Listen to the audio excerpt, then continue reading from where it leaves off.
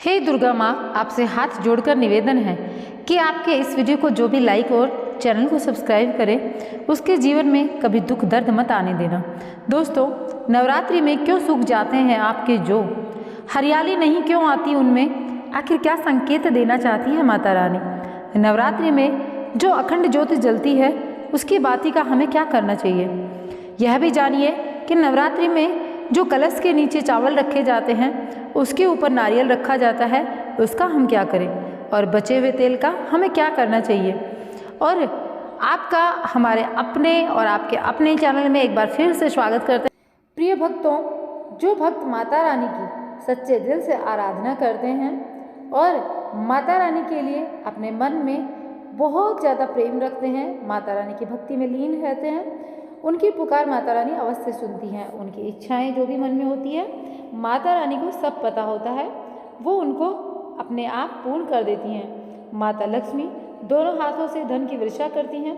माँ दुर्गा इस पर नवरात्रि पर जो है ना हाथी की सवारी पर आई थी और आप लोगों ने माता रानी की सेवा में बिल्कुल भी कसर नहीं छोड़ी, बिल्कुल कंजूसी नहीं की और करना भी नहीं चाहिए। माता रानी की दिल खोलकर सेवा करेंगे, माता रानी को प्रसन्न करेंगे, माता रानी से हम खुद भी प्रेम पाएंगे।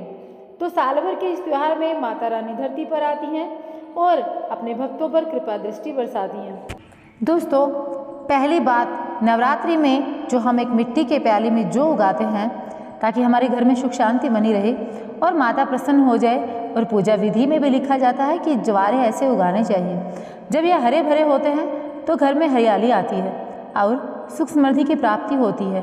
और जब समस्त देवी देवता खुशियाँ मनाते हैं और हमारे घर की उन्नति के लिए कामनाएं करते हैं, हमें आशीर्वाद देते हैं, हरे भरे जो साक्षात माता रानी जो है ना वह उनके अंदर खेलती है, उसके माता रानी के के नौ स्वरूप उन हरे भरे ज्वारों में रहते हैं और घर में सुखों की बारिश होती है तथा धन की बारिश होती है।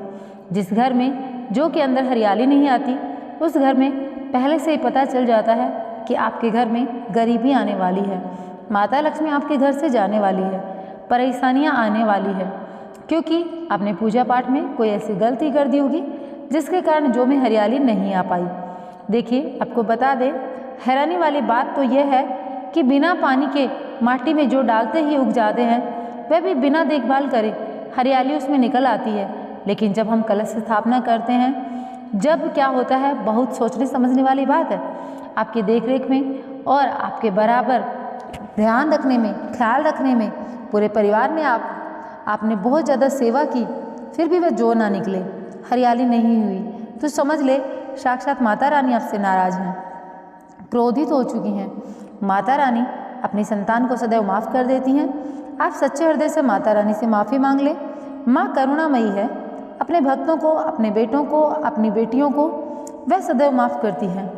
और जो हमें काम हरियाली लाने के लिए, मतलब धीरे धीरे खुशियों का वास करने के लिए जो हमने उगाए थे, उनके ऊपर, हमारे ऊपर कृपा दृष्टि उनकी तरफ से ना हुई, लेकिन माता रानी हम अगर माफ़ी मांग लेते हैं तो हमारे ऊपर अपनी कृपा दृष्टि फैला देती हैं। और जिनके ज्वारे बहुत ज़्यादा हरे रहते हैं, एकदम खिले खिले रहते हैं, तो उनके घर में धन की वर्षा होती है, तेज़ी से व्यापार दिन दुगनी रात चौगुनी तरक्की के साथ बढ़ता है।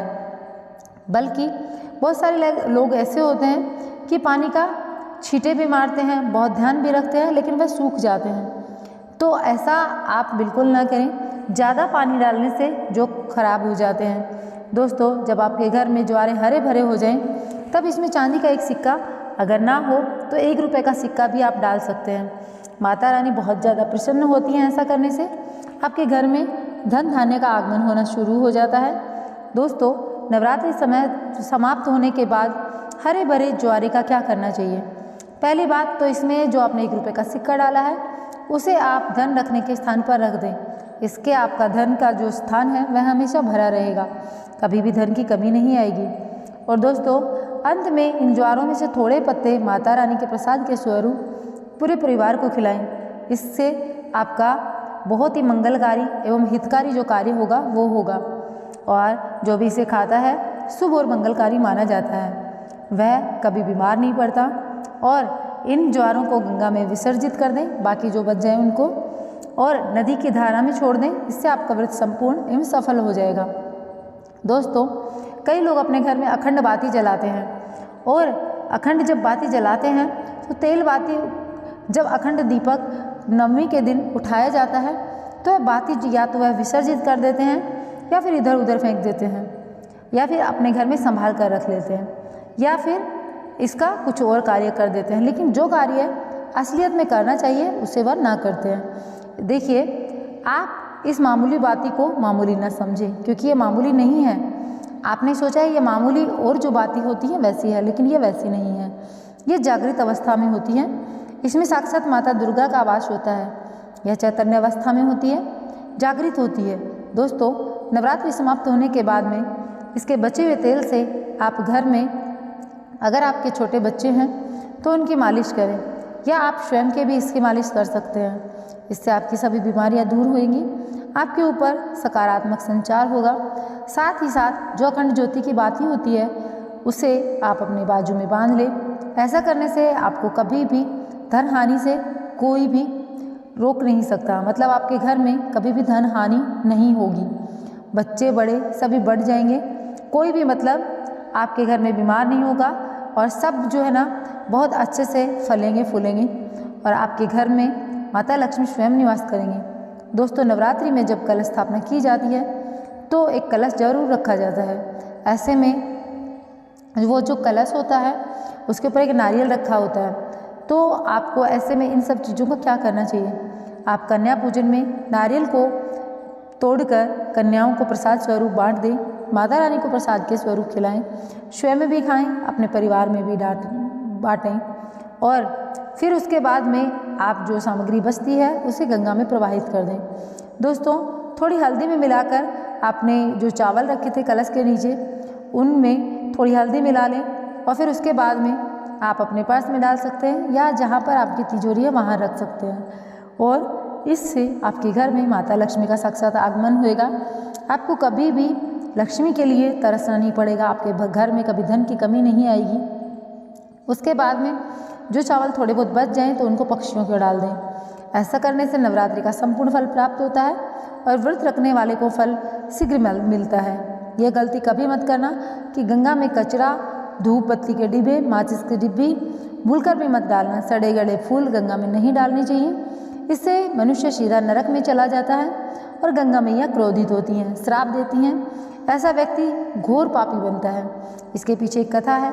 भगवान शिव कहते हैं जो मनुष्य गंगा को मैला करेगा वह कभी पवित्र नहीं कहलाएगा, वह हमेशा नरक में भटकता रहेगा, उसे कभी भी मोक्ष प्राप्त नहीं होगा और वह पृथ्वीलोक में भ्रमण करता रहेगा। इसलिए गंगा को मैला नहीं करना चाहिए, नहीं तो आपका समस्त पुण्य नष्ट हो जाता है। आपका पुण्य भूत पिशाच को प्राप्त होता है। दोस्तों, माता रानी की चुनरी अगर आपको नवरात्रि में उपहार में मिली है, जैसे जागरण से, किसी पंडाल से या किसी धार्मिक यात्रा से, तो ऐसी माता की चुनरी बहुत ही शुभ मानी जाती है। इसे माता की आम चुनरी ना समझें, इसे आप करवा चौथ पर, वट सावित्री व्रत पर पहन सकती हैं। इससे आपको अखंड सौभाग्य की प्राप्ति होती है। ऐसी चुनरी सदैव संभाल कर रखें, क्योंकि माता की यह चुनरी जागृत अवस्था में होती है। इसे मामूली नहीं समझना चाहिए। नवरात्रों में चाहे कुछ भी कर लेना, लेकिन यह कार्य बिल्कुल मत करना। आपको यह कार्य जो मैंने बताया अभी, गंगा जी के अंदर कोई भी गली सड़ी ऐसी वस्तु नहीं डालनी चाहिए, क्योंकि गंगा जी को अपवित्र करेंगे तो हम पाप के भागी बनेंगे।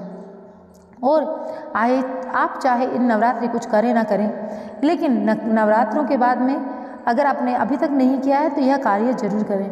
माता लक्ष्मी खुद आपके घर में चलकर आकर रहेंगी। बाकी आपकी मर्जी। दोस्तों, नवरात्रि में बिना व्रत किए, बिना अखंड दीपक जलाएं, आपको संपूर्ण नवरात्रि का फल मिल सकता है। इस वीडियो को ध्यान से देखना। अगर आपने व्रत नहीं रखा है कोई बात नहीं, आपको परेशान नहीं होना है, क्योंकि कभी कभी हमारी परिस्थिति ऐसी होती है कि हम ये नवरात्रि के पावन व्रत नहीं कर पाते और माता रानी के साथ समय नहीं बिता पाते। तो कोई परेशान नहीं होना है। हम आपको एक ऐसा रास्ता बताएंगे जिससे आपको नवरात्र के व्रत करने से अधिक फल प्राप्त होगा। तो वीडियो ध्यान से देखना। आज मैं जो वीडियो में बताने वाला हूँ वह बहुत ही अलौकिक और बहुत ही दिव्य बात है, तो आप ध्यान से सुनिएगा। हमारे चैनल का मकसद है जनहित एवं जन कल्याण करना, इसलिए आप लोगों को इस प्रकार की अच्छी केवल सच्चे मन से, अगर नवरात्रि के समय में कोई भी व्यक्ति पूरे मन के साथ, पूरे विश्वास के साथ सच्ची लगन आस्था के साथ में नवरात्र का व्रत करता है तो उसे संपूर्ण दुर्गा सप्तशती का नवरात्र के व्रत करने के साथ साथ दुर्गा सप्तशती का पाठ करता है तो उसको समझिए माता साक्षात खुद मिल जाती हैं। और अगर आपने व्रत नहीं किए हैं तो भी आप दुर्गा सप्तशती में वर्णित सिद्ध कुंजिका स्रोत का पाठ अवश्य करें। संपूर्ण दुर्गा पाठ करने का फल आपको प्राप्त होगा। जो भी आप व्रत रखते हैं माता रानी का आपके ऊपर आशीर्वाद प्राप्त होगा और माता रानी आपकी हर एक अधूरी मनोकामना को अवश्य पूरा करेंगी। तो प्रिय भक्तों, फिर 9वें दिन व्रत करने के बाद में आपको कन्या भोजन करवाना है और ऐसे करके भक्त श्रीधर के जैसे आप लोगों को माता का जो यह संपूर्ण नवरात्रि का फल जो है ना यह अवश्य प्राप्त होगा। तो प्रिय भक्तों, आपको समझ में आया होगा आपको अखंड बाती का और ज्वारे का और क्या करना है इन सब का, है ना। तो आप लोगों ने देख लिया, समझ लिया। और एक बार फिर से बता देती हूँ, अखंड बाती जो है वो अपने हाथ की बाजू पर बांध ले, आपके घर में कभी भी धन धान्य की कमी नहीं आएगी।